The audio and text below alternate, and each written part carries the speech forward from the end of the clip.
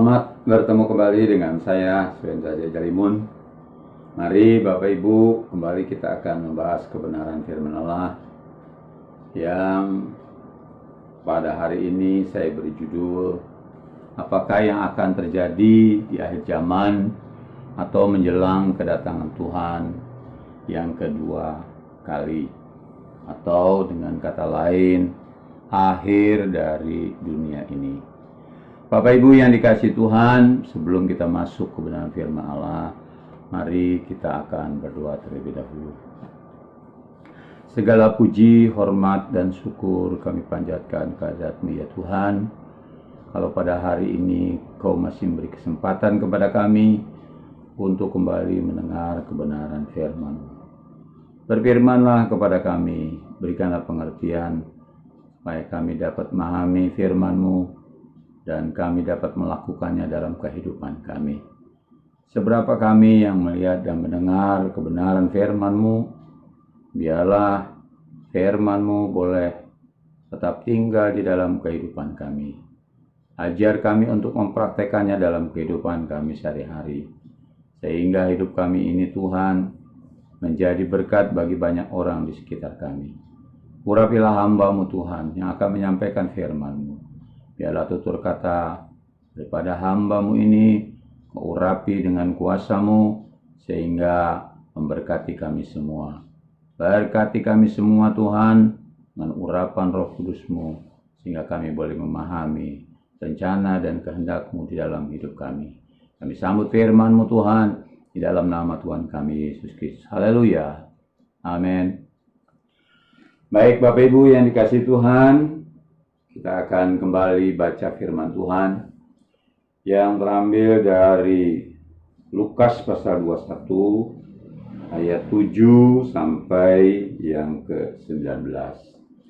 Saya akan baca untuk kita semua. Permulaan penderitaan. Dan murid-muridnya bertanya kepada Yesus, katanya, "Guru, bila manakah itu akan terjadi? Dan apakah tandanya kalau itu akan terjadi?" Jawabnya, "Waspadalah, supaya kamu jangan disesatkan.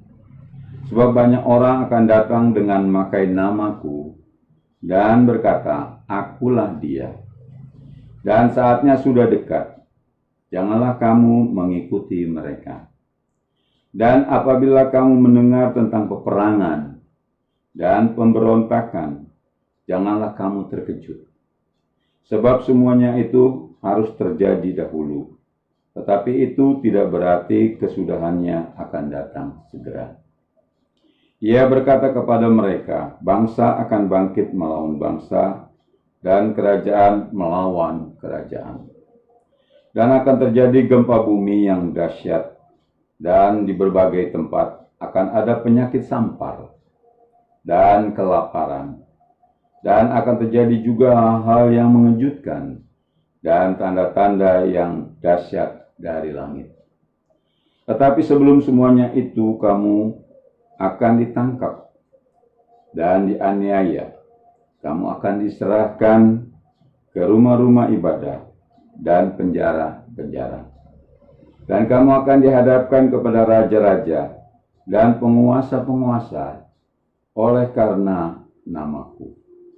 Hal itu akan menjadi kesempatan bagimu untuk bersaksi.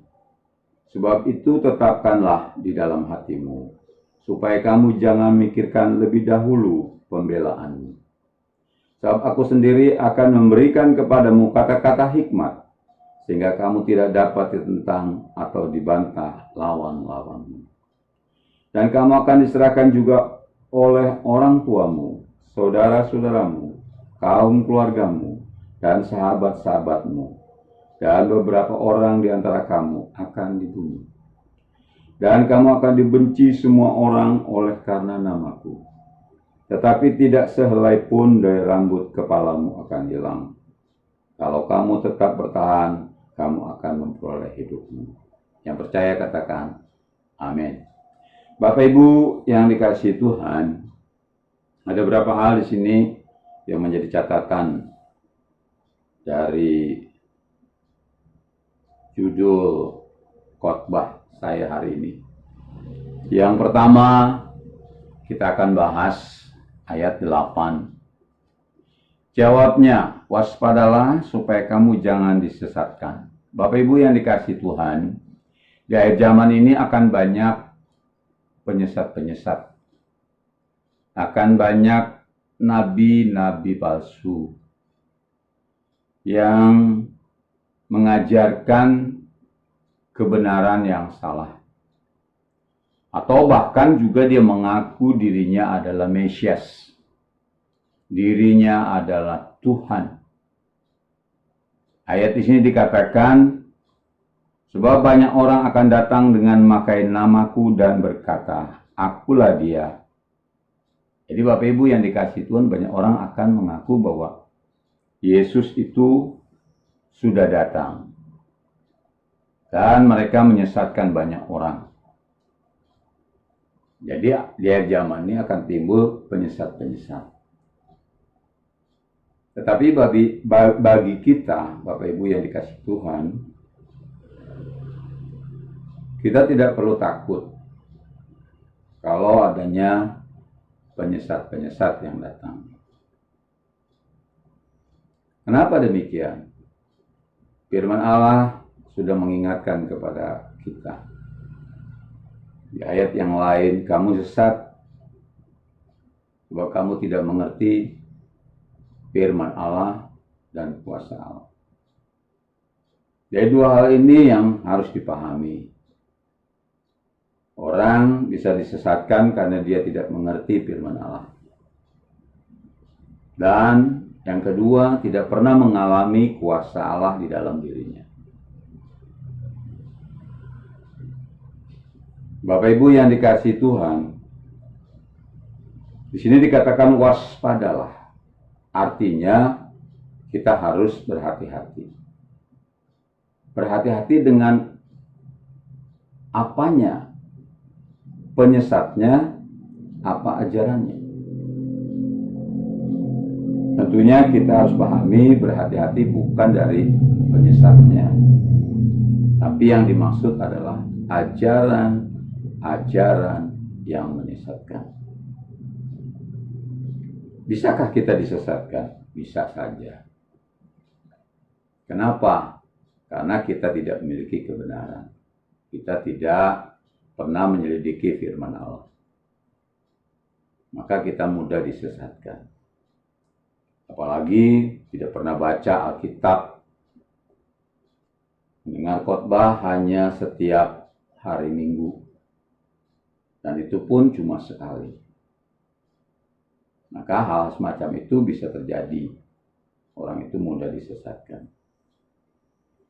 Bagaimana supaya kita tidak disesatkan? Satu, milikilah kebenaran. Maka kita tidak akan disesatkan. Yang kedua, alami kuasa Allah. Alami pengurapan Roh Kudus. Maka Bapak Ibu tidak mudah disesatkan. Saya berikan contoh bagaimana Bapak Ibu bisa memahami palsu atau tidak. Misalnya uang ratusan ribu rupiah yang warnanya merah. Bapak Ibu yang dikasihi Tuhan, bagaimana Bapak Ibu mengetahui bahwa uang yang Bapak Ibu pegang itu adalah uang asli, bukan uang palsu? Tentu ada tanda-tandanya. Tanda-tanda bahwa uang itu asli, bukan palsu. Nah, kalau kita bisa memahami benar bahwa itu uang asli, dengan tanda-tandanya yang sudah jelas di dalam uang itu, maka apabila ada atau kita menemukan uang palsu, kita langsung meresponnya. Dan kita mengatakan bahwa uang itu palsu. Ya, pemerintah mengajarkan kita untuk mengetahui uang palsu dengan dilihat, diraba, diterawang. Dan ada tanda-tanda khusus yang membuktikan bahwa uang itu asli atau palsu. Jadi Bapak Ibu yang dikasihi Tuhan, dengan mudah kita mengetahui uang itu palsu kalau kita memiliki uang yang asli. Kalau hanya baru kita terima uang yang palsu, maka kita mengatakan uang itu pun asli, karena kita tidak pernah menemukan atau bertemu dengan uang yang asli sebenarnya. Oleh sebab itu Bapak Ibu yang dikasihi Tuhan, itu masalah uang. Nah, bagaimana kalau masalah ajaran? Kan sulit untuk membedakan. Ajaran pun banyak ajaran yang salah. Karena akan ada penyesat-penyesat, nabi-nabi palsu. Ya. Bapak Ibu yang dikasihi Tuhan, saya beri gambaran, contoh yang gampang. Misalnya begini. Ada orang yang sudah mengatakan bahwa dia sudah hidup baik, sudah hidup tidak pernah mengganggu orang lain, hidupnya dermawan dengan orang lain. Lalu dia mengatakan bahwa dia sudah menerima Roh Kudus. Bapak Ibu yang dikasihi Tuhan, lalu dia mengajarkan hal itu kepada orang lain. Kalau saudara sudah melakukan itu, berarti saudara sudah menerima Roh Kudus. Ini adalah ajaran sesat. Mengapa demikian? Menerima Roh Kudus adalah hal yang lain. Karena Alkitab mencatat di dalam Kisah para Rasul, pada saat murid-murid yang percaya kepada Tuhan Yesus dan menerima janji itu disuruh berkumpul di loteng Yerusalem. Tetapi di sana juga berkumpul orang-orang percaya yang lain, orang-orang yang saleh yang beribadah. Alkitab mencatatnya. Tetapi kenapa mereka yang saleh tidak terima Roh Kudus? Tetapi hanya murid-murid Tuhan Yesus dan yang menerima janji itu. Kurang lebih hampir 500 orang. Ini membuktikan bahwa perbuatan baik, perbuatan saleh beda dengan menerima Roh Kudus. Ya, jadi Bapak Ibu yang dikasihi Tuhan, itu salah satu ajaran yang salah. Jadi Bapak Ibu memahami, bukan karena Bapak Ibu sudah berbuat baik, lalu mengatakan bahwa Bapak Ibu terima Roh Kudus dan mengajarkannya kepada orang lain. Berarti Bapak Ibu menjadi penyesat. Bapak Ibu yang dikasihi Tuhan, di sini kita diajarkan hanya untuk waspada. Waspada itu artinya jangan sampai kita ikut tersesat di dalamnya. Apabila penyesat itu datang, ya tentunya kita harus mengetahui kebenaran dan kita dapat menilai.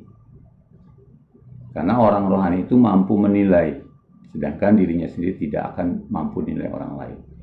Jadi Bapak Ibu yang dikasihi Tuhan, kalau orang itu khotbah bukan berarti diterima begitu saja, tetapi dinilai. Lalu didengarkan yang benar atau salah. Kalau orang itu mengajarkannya salah, ya jangan diturut, berarti dia menyesatkan. Bapak Ibu yang dikasihi Tuhan, kita lanjut.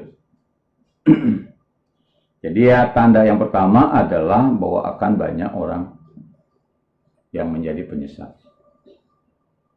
Dan banyak juga orang yang disesatkan. Tanda yang kedua menjelang kedatangan Tuhan, yaitu adanya peperangan. Tadi sudah kita baca.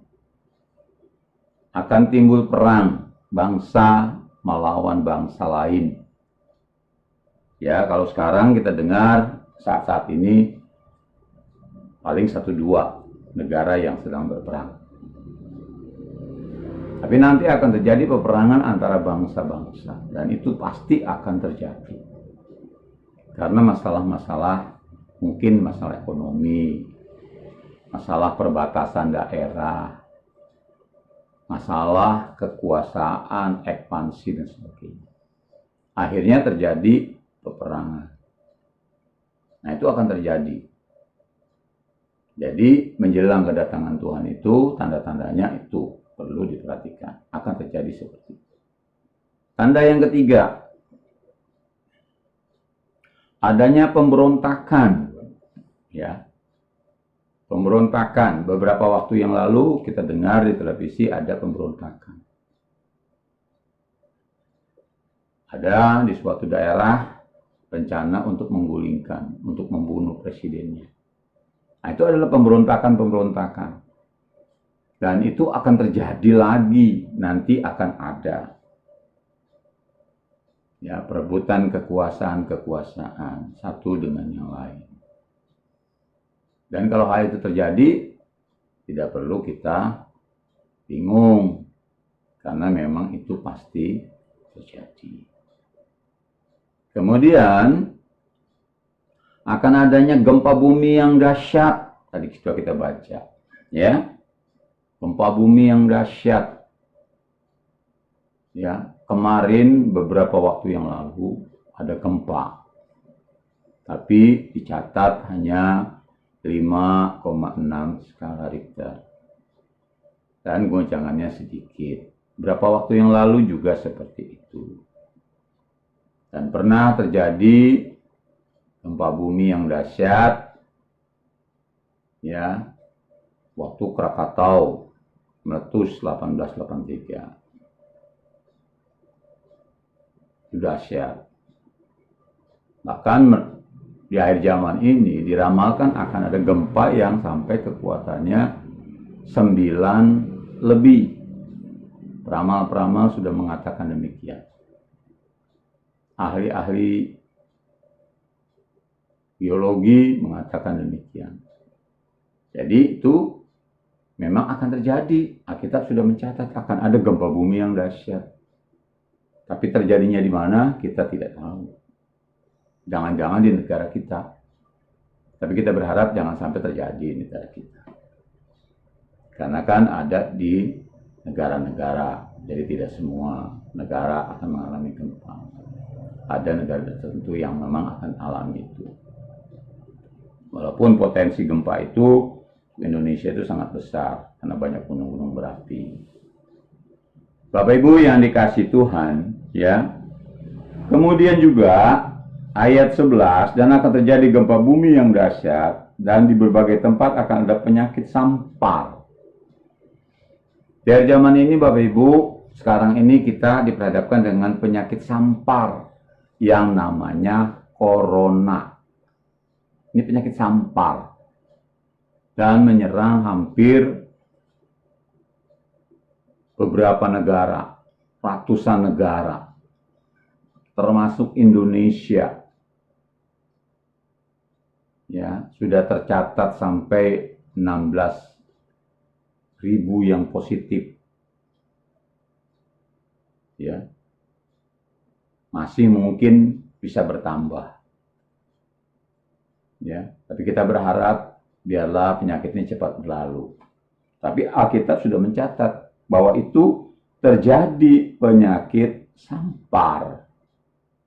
Dengan adanya penyakit sampar, maka berkelanjutan adanya kelaparan.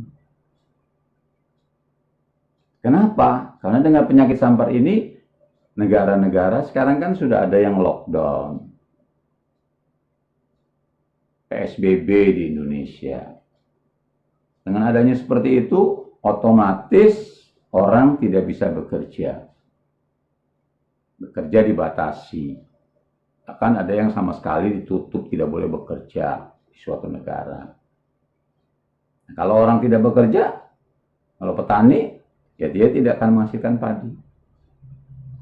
Perusahaan, ya, dia tidak akan menghasilkan bahan-bahan yang dibutuhkan. Akhirnya bangkrut. Akhirnya terjadi kelaparan di mana-mana. Ya, walaupun saat ini di Indonesia bahan pangan masih berkelimpahan. Tapi ayat ini mengatakan bahwa akan terjadi kelaparan. Dan itu bisa terjadi bukan hanya di Indonesia, tetapi di negara-negara manapun bisa terjadi. dengan adanya penyakit sampar. Sekarang penyakitnya namanya corona. Saya nggak tahu besok-besok penyakit samparnya apa lagi. Tapi mungkinkah itu terjadi? Bisa saja. Karena Alkitab sudah mencatat. Ya. Dan itu awal daripada kesusahan umat manusia. Bapak Ibu yang dikasihi Tuhan, dan akan terjadi juga hal-hal yang mengejutkan dan tanda-tanda dahsyat dari langit. Beberapa waktu yang lalu Bapak Ibu, ada meteor yang jatuh. Tapi karena memang masih jauh lintasannya dari bumi. Ya, jadi Indonesia tidak perlu khawatir dengan kondisi itu. Tetapi akan adakah hujan meteor itu terjadi dan menimpa bumi? Itu bisa terjadi. Karena Alkitab sudah dicatat di sini. Ya. Di sini dikatakan dan akan terjadi juga hal-hal yang mengejutkan. Kita akan terkejut. Ya. Dan tanda-tanda yang dahsyat dari langit. Jadi bisa terjadi meteor-meteor itu salah satunya bisa menimpa negara atau bumi ini. Jadi akan ada tanda yang dahsyat. Dan itu bisa terjadi. Ya. Bapak Ibu yang dikasihi Tuhan. Kemudian berikut, ya. Selain daripada adanya meteor, ya. Yang nomor berikut yaitu penganiayaan, ya. Ayat 12. Tetapi sebelum semuanya itu kamu akan ditangkap dan dianiaya. Kamu akan diserahkan ke rumah-rumah ibadat dan penjara-penjara. Dan kamu akan dihadapkan kepada raja-raja dan penguasa-penguasa oleh karena namaku. Akan ada penangkapan-penangkapan orang-orang yang percaya. Orang-orang yang mengikuti Tuhan Yesus. Itu dimusuhin nanti. Ya, itu bisa terjadi. Kenapa? Karena orang-orang pengikut Yesus ini memberitakan kebenaran, memberitakan keselamatan. Yang tidak suka itu bukan manusia-manusia atau orang-orang lain, bukan. Tapi kerajaan iblis yang tidak suka, setan yang tidak suka. Maka dia memakai orang-orang sekitarnya untuk menganiaya umat Tuhan. Jadi kita kalau misalnya dianiaya, jangan kita benci orang yang menganiayanya. Karena mereka melakukan itu, mereka tidak mengerti. Ya. Karena semuanya itu adalah penggenapan dari firman Allah. Saat ini si iblis sudah mulai marah, ya.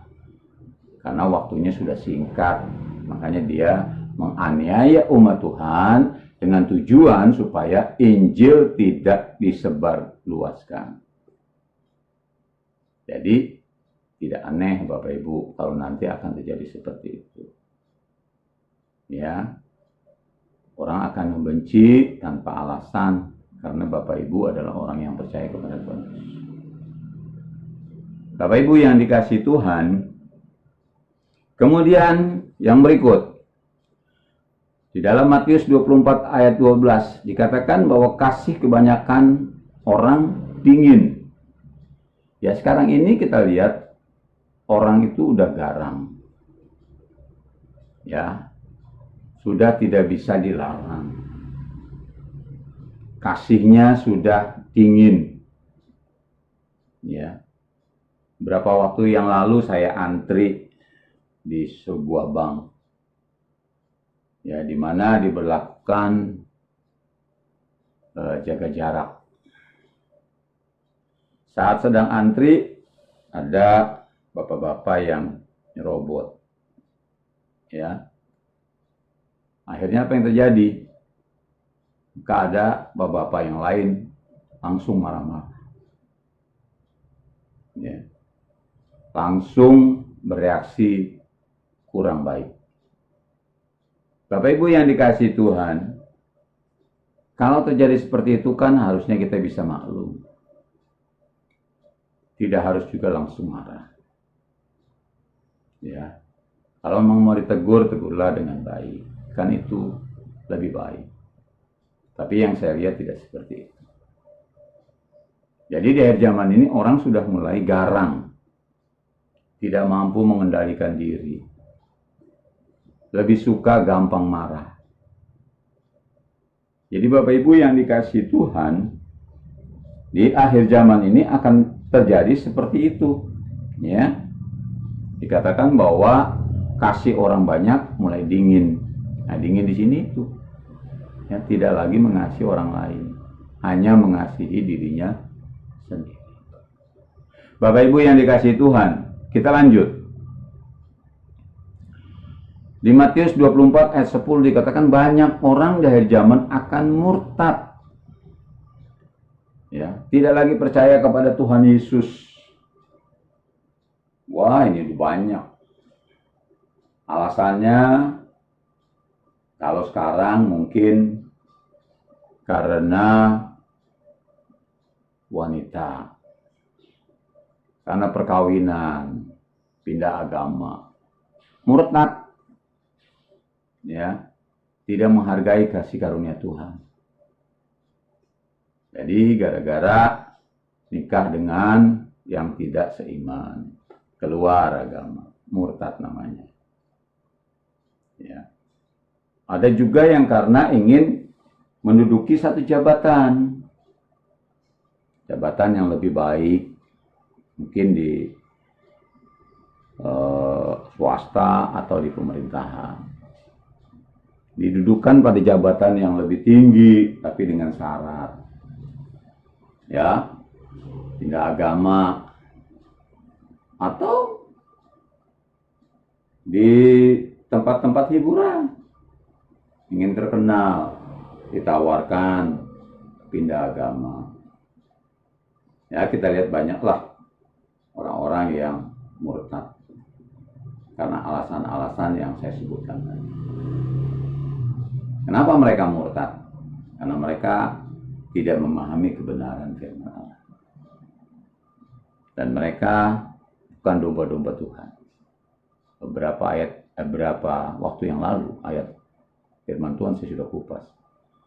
Ya, walaupun mereka mungkin awalnya adalah anak-anak pendeta, bahkan saja dia jadi murtad.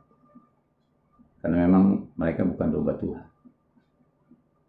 Jadi Bapak Ibu yang dikasih Tuhan, mari lebih baik kita beritakan aja kepada yang lain. Nggak usah dipikirin yang sudah murtad. Beritakan kepada yang lain, supaya mereka percaya dan mereka diselamatkan. Kita lanjutkan.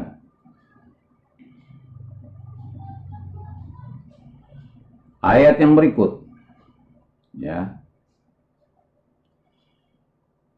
yaitu di dalam Lukas pasal 21 ayat 13. Hal itu akan menjadi kesempatan bagimu untuk bersaksi. Jadi Bapak Ibu, pada saat Bapak Ibu dianiaya, ditangkap, mungkin juga ada yang dibunuh, tapi ada yang masih punya kesempatan untuk bersaksi saat itu, bersaksi. Kalau sekarang kan pendeta mendorong, mendukung, atau menyuruh, memerintahkan untuk bersaksi, banyak yang malas bersaksi. Takut, nanti akan terpaksa karena sudah diperhadapkan, dipertanyakan, ya, statusnya sebagai orang percaya atau orang Kristen. Mau tidak mau saat itu, kalau dia tetap bertahan, dia tetap percaya, tidak murtad, maka kesempatan itulah bersaksi, ya, karena kita tidak perlu takut soal kematian, mati besok, mati nanti, mati dianiaya, sama saja. Karena pada dasarnya hidup seseorang itu bukan karena matinya, tapi karena hidupnya. Ya, nanti saya akan khotbahkan hal itu. Bapak Ibu yang dikasihi Tuhan, jadi ada kesempatan kita untuk bersaksi kalau Bapak Ibu dianiaya, disiksa, diolok, difitnah, atau bunuh. Kesempatan-kesempatan itu adalah kesempatan untuk bersaksi. Sama seperti Petrus pada saat dianiaya, ada kesempatan untuk bersaksi. Paulus dianiaya, ada kesempatan untuk bersaksi. Jadi kita pun kalau mengalami hal itu, karena memang tidak semua akan mengalami, sebagian, tidak semua. Yang kebetulan memang kasih karunia Allah, kita harus mengalami aniaya, ya kita akan alami. Tapi kita bersyukur kalau itu terjadi kepada kita. Berarti kitalah yang harus bersaksi. Bapak Ibu yang dikasihi Tuhan, kita lanjut.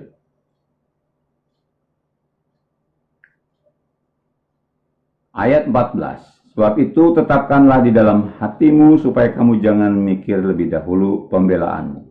Jadi Bapak Ibu yang dikasihi Tuhan, saat Bapak Ibu dianiaya, mungkin nanti suatu saat dimusuhi, diolok, dihina, difitnah, Bapak Ibu nggak usah mikir-mikir, nggak usah mikir harus bawa Alkitab dulu. Nanti Roh Kudus akan mengingatkan, Roh Kudus akan mengajar, Roh Kudus akan memberikan kesanggupan untuk kita berkata-kata. Sehingga kita tidak dapat dilawan oleh lawan-lawan kita. Karena memang kita hidupnya dalam kebenaran, dan yang kita sampaikan pun kebenaran. Jadi nggak perlu takut. Bapak Ibu yang dikasihi Tuhan, yang berikut ayat 18, saya lanjutkan saja. Tetapi tidak sehelai pun dari rambut kepalamu akan hilang. Bapak Ibu yang dikasihi Tuhan, apa maksudnya ini? Artinya bahwa Tuhan itu menyertai kita. Tuhan itu memelihara kita. Ya, saya aja rambut saya pada rontok seperti ini. Saya nggak tahu rontoknya di mana. Tapi Tuhan tahu rontoknya ada di mana. Kenapa? Karena Tuhan memperhatikan. Tuhan memelihara.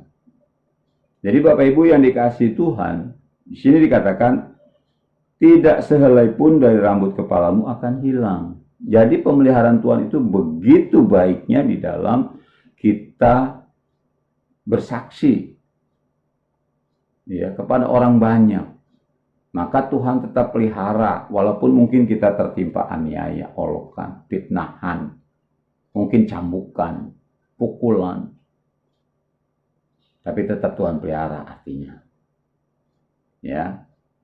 Jadi Bapak Ibu nggak usah mikirin rambutnya hilang kemudian nyariin, nggak usah. Ya, yang dimaksud di sini adalah Tuhan memperhatikan dan Tuhan peduli pada hidup kita. Ayat yang terakhir. Kalau kamu tetap bertahan, kamu akan memperoleh hidup. Bapak Ibu yang dikasihi Tuhan, menjelang kedatangan Tuhan yang diharapkan adalah Bapak Ibu tetap bertahan kalau menghadapi semua yang terjadi. Menghadapi virus corona seperti ini, Bapak Ibu tetap bertahan. Tetap percaya kepada Tuhan Yesus, tidak menyangkal. Apalagi masuk ke dalam penganiayaan. Bapak Ibu tetap bertahan, Bapak Ibu tetap setia. Karena firman Tuhan ini sudah mengatakan bukan langkah awal orang itu diselamatkan. Tetapi kalau orang itu setia sampai akhir. Saat-saat akhir hidupnya dia tetap setia. Maka Tuhan pasti selamatkan. Terima kasih. Tuhan Yesus memberkati. Amin. Mari kita berdoa. Terima kasih Tuhan. Hari ini kami telah mendengar firman-Mu. Menjelang kedatangan-Mu yang kedua kali. Menjelang akhir daripada bumi ini Tuhan. Banyak sekali yang akan terjadi di dunia ini. Oleh sebab itu Bapa Surgawi, hari ini kami telah mendengar. Dan ajar kami Tuhan, untuk kami menyikapinya dengan baik. Karena kami tahu Tuhan semua yang terjadi adalah kehendak daripada Engkau sendiri. Terima kasih Tuhan, kalau Tuhan masih peliharakan kami hingga saat ini. Bahkan telah memberikan kekuatan, kesehatan kepada kami. Hari ini Tuhan, kami yang beribadah di rumah-rumah. Karena adanya penyakit sampar yang meluas, yaitu corona Tuhan. Tuhan juga memberikan kekuatan kepada anak-anak-Mu, supaya mereka tetap beribadah kepadamu. Mereka tetap mendengarkan kebenaran firman, sehingga mereka tetap berjalan sesuai dengan kehendak. Ajarkan mereka untuk tetap tekun dan setia Tuhan. Ajarkan mereka untuk selalu mengabdi kepadamu. Apapun yang terjadi dalam kehidupan mereka, baik mereka dalam kesusahan, baik mereka dalam penderitaan, mereka boleh tetap setia mengikut Engkau sampai akhir hidup mereka. Berkati Tuhan umat-Mu. Berkati pula Tuhan gereja-gereja yang ada, baik yang ada di kota Depok, yang ada di Indonesia, yang ada di pelosok-pelosok tanah air, dan di kota-kota besar juga Tuhan berkati. Pakai hamba-hamba-Mu, anak-anak-Mu Tuhan, supaya di masa yang sulit saat ini juga mereka tetap bersaksi, dan banyak jiwa boleh diselamatkan. Banyak jiwa boleh dimenangkan bagi kemuliaan nama-Mu. Utuslah kami semua, karena ini kesempatan kami Tuhan, untuk bersaksi kepada mereka. Terima kasih Bapa Surgawi. Urapilah kami, sehingga tutur kata kami Tuhan hanyalah kebenaran firman yang dapat mengajak orang datang kepadamu. Urapi kami semua ya Bapa, supaya kami boleh melakukan firman-Mu Tuhan di dalam kehidupan kami. Berkati Tuhan anak-anak-Mu. Yang sakit Tuhan beri kesembuhan. Yang susah Tuhan berikan penghiburan. Yang lemah Tuhan beri kekuatan. Bahkan mereka yang malas juga Tuhan berikan kerajinan. Mereka tetap beribadah kepadamu sampai akhir hidup mereka. Pujilah nama-Mu Tuhan, kekal sampai selama-lamanya. Haleluya. Amin. Salam, Tuhan Yesus memberkati.